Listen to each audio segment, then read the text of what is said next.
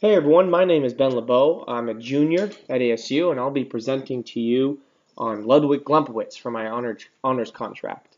Now, Ludwig Glumpowicz was one of the original conflict theorists. So I'm going to tell you about his life, how that contributed to his perspective of conflict and of conflict theory, and especially how this applies to today. So I really thank you for listening. So I'll start with a quick rundown of conflict theory. Conflict theory, there's a couple definitions I found during my research, but conflict theory, in short, is that society is in a state of perpetual conflict, meaning imbalance of powers going against each other for all these different reasons. A lot of them is because of limited resources. Resources could be anything from physical resources like land to less physical resources like money or even friendships and emotions and energy, all these different things. Now, social order, according to conflict theory, is maintained by domination and power instead of consensus and conformity. So, a common example of this that I also found during my research is you have a landlord and you have a renter. Okay, the landlord has certain power over the renter, but at the same time, the renter has certain power over the landlord.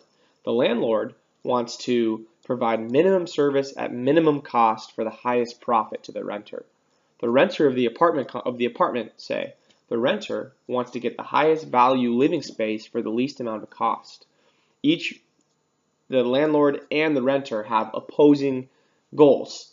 They're in conflict, and it's a perpetual imbalance of conflict that really defines their relationship. Not necessarily bad. I'm sure each one of us has plenty of examples where we deal with landlords and with debt. It's not necessarily or inherently bad conflict or conflict theory, but it is a harsh reality at times.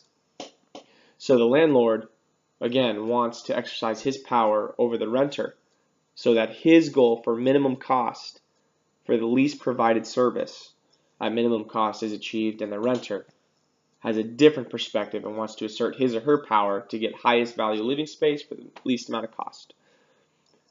So how did Ludwig Glumpowicz contribute to this theory? I'll answer that first and then I'll go into his life. Ludwig Glumpowicz contributed to the conflict theory in sociology by having a very distinct original assertion throughout his studies and throughout his teaching career. And that original assertion is this: human beings have an innate tendency to form groups and develop a feeling of unity, which he called synergism. In order to fulfill or further pursue this unity, one group must prevail and one must be reduced. This leads to a world of perpetual conflict, particularly among race and class. So Glumpowicz was very focused on race and class, and then the imbalance of power between there. And once I tell you about his life, it'll become very clear why that was a focus of his. But let me read you again one of his original assertions early on in his writings that further were solidified in his teaching career. Human beings have an innate tendency to form groups and develop a feeling of unity. In order to further pursue this unity, one must prevail and one must be reduced. So in the example of the landlord and the renter, in order for the landlord to prevail, the renter must lose in some fashion, must be reduced. In order for the renter to prevail and win, in a sense, the landlord must be reduced. So not conformity, not compromising, not consensus agreements, but there's a winner and a loser generally, according to conflict theory and according to Glumpowicz's conflict theory development. So in order to understand his original assertion, which I just read to you, and his contributions to conflict theory, we must first analyze his life.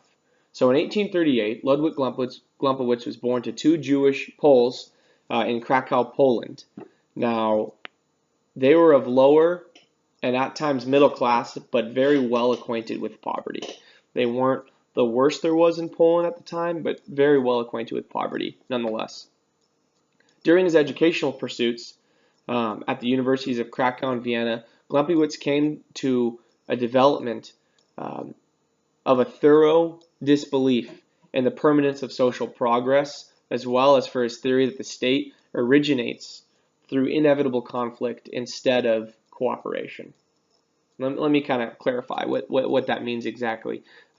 So in his college career in Krakow and Vienna, he came to realize, and through his childhood, I believe, he came to realize that there's a permanence of social progress that doesn't really exist. It's not an upward trending line, or I guess this way. It's not an upward trending line. It's ups and downs defined by different opposing conflicts, different opposing powers. Now, he solidified this point of view in Vienna, where he was a professor until he died, and in his numerous writings as a sociologist.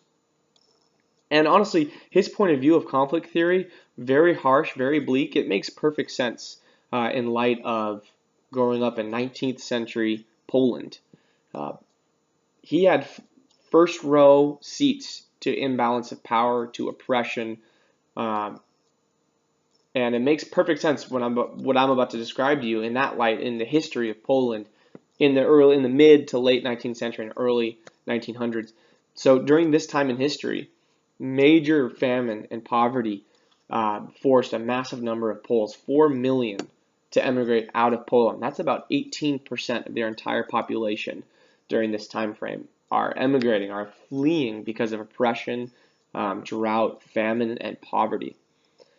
At the same time, you had the Russians and the Prussians both trying to eradicate Polish culture by forcing the Russian language and the German language into their partitions of Poland.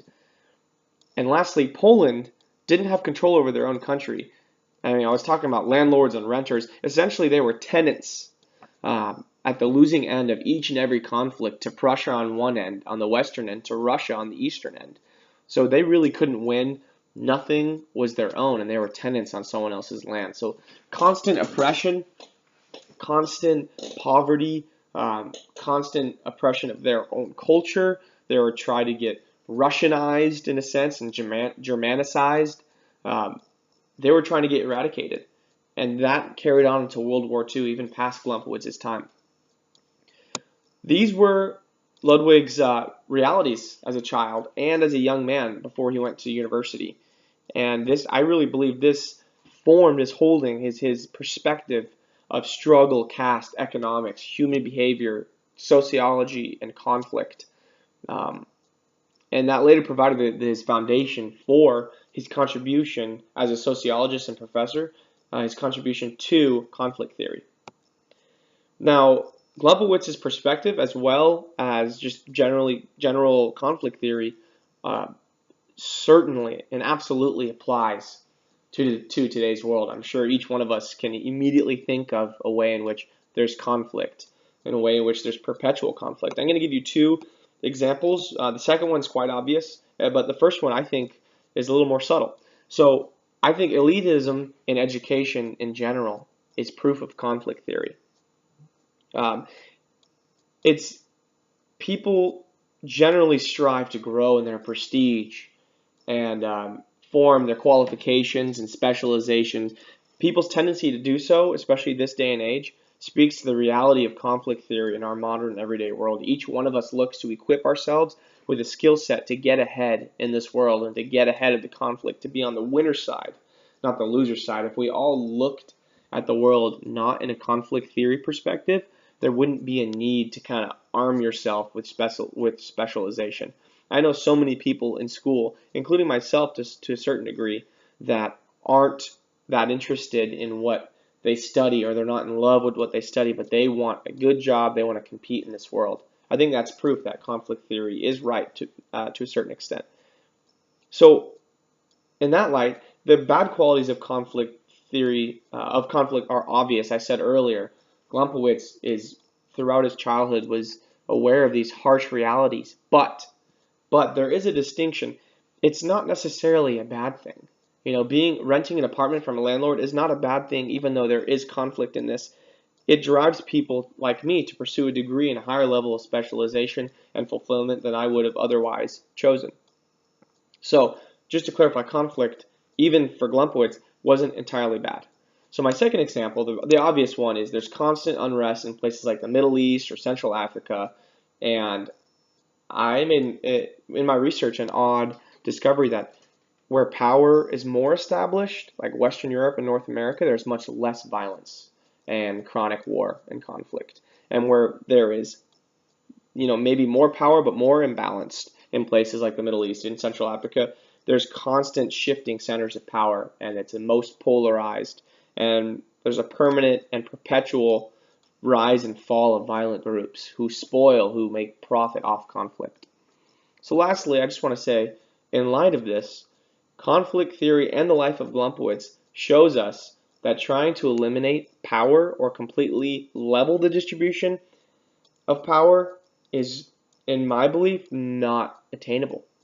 Conflict is a harsh reality that we have to address, not by eradicating it, because that's impossible, because we're humans, but by trying to control it in a sense. So rather seeking to keep the winners equal to the losers, we should keep the winners in check, and the losers, and I should rather say you have winners and then the unfortunate that aren't cared for, like Poland in the 19th century, we should keep them cared for while keeping the winners' power in check. And that's what Glumpowicz's conflict theory shows us, and his contributions to that theory shows us. So thank you for watching. Appreciate your time. And again, thank you for viewing.